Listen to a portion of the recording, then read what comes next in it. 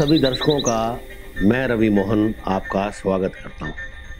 आज कहानी और किरदार के इस अंक में मैं आपको सुनाने जा रहा हूं प्रियंका ओम जी की लिखी हुई कहानी सौतेलापन। ये कहानी एक लड़की के जीवन पर आधारित है जो 4 भाई बहनों में दूसरे नंबर पर थी। तो आइए सुनते हैं सौतेलापन। माँ की मौत के बाद बाप भी सौतेला हो जाता है। माँ की ये बात मुझे हमेशा ही निरर्थक लगती थी। माँ भी ना जाने कैसी कैसी फिजूल बातें करती थी। एक बार माँ ने मुझे कहा था, तुम सबसे अलग हो अपने चारों भाई बहन में, सबसे अलग। मैंने पूछा क्यों, मैं सबसे अलग क्यों हूँ? क्योंकि तुम मेरी सौतेली बेटी हो।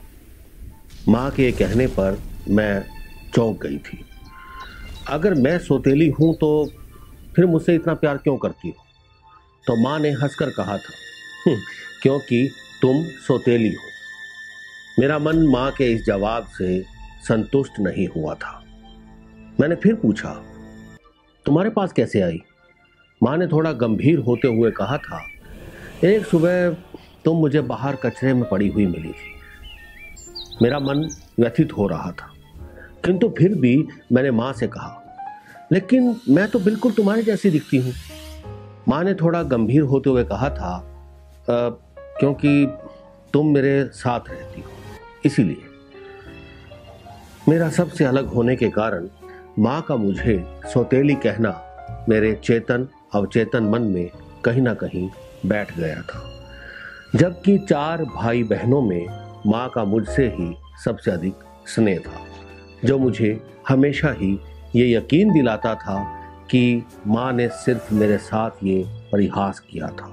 ये परिहास भी शायद माँ ने मेरे साथ इसलिए किया था क्योंकि माँ को पता था कि उसके जाने के बाद सौतेलेपन के जहर में डूबकर मेरी जिंदगी विषाक्त हो जाएगी और मैं प्यार की एक बूंद के लिए भी तरस जाऊंगी। निश्चित रूप से माँ सिर्फ बुद्धिजीवी ही नहीं बल्कि अग्रज्ञानी भी थी। अपने अंतिम दिनों में भी माँ मुझसे वही बातें दोहराती रही जो बातें पहले मुझे असंगत और फिजूल लगती थी, लेकिन वो शायद मुझे आने वाले वक्त में सौतेलेपन के साथ जीने के लिए तैयार कर रही थी।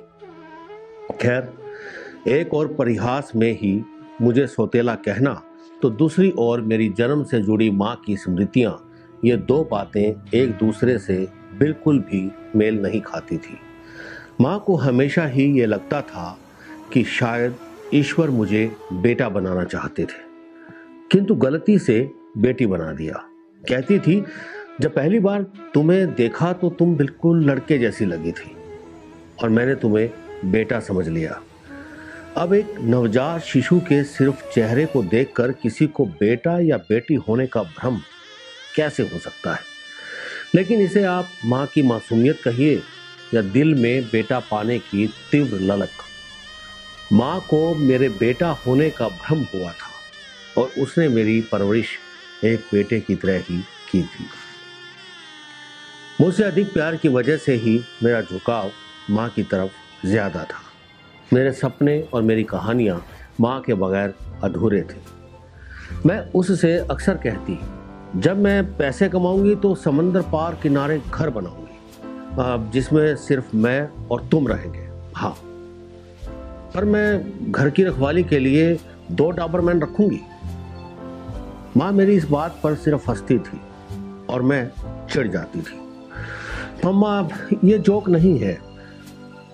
मैं कब मना कर रही हूँ, लेकिन पापा को क्यों नहीं ले जाओगी?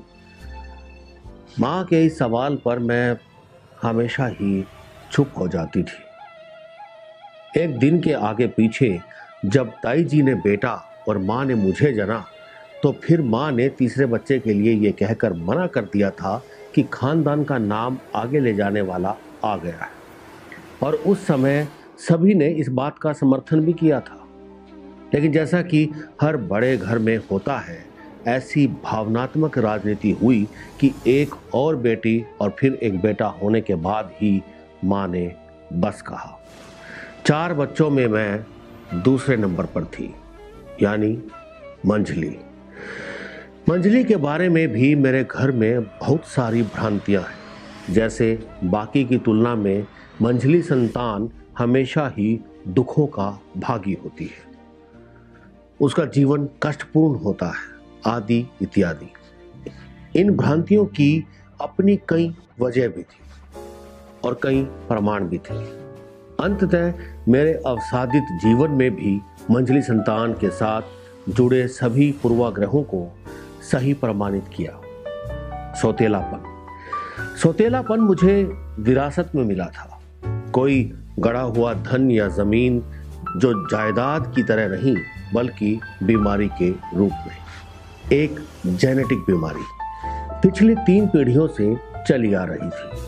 मेरे पिता को यह बीमारी उनके पिताजी से यानी मेरे दादाजी से मिली थी और मेरे दादाजी को उनकी माँ यानी कि मेरी परदादी से।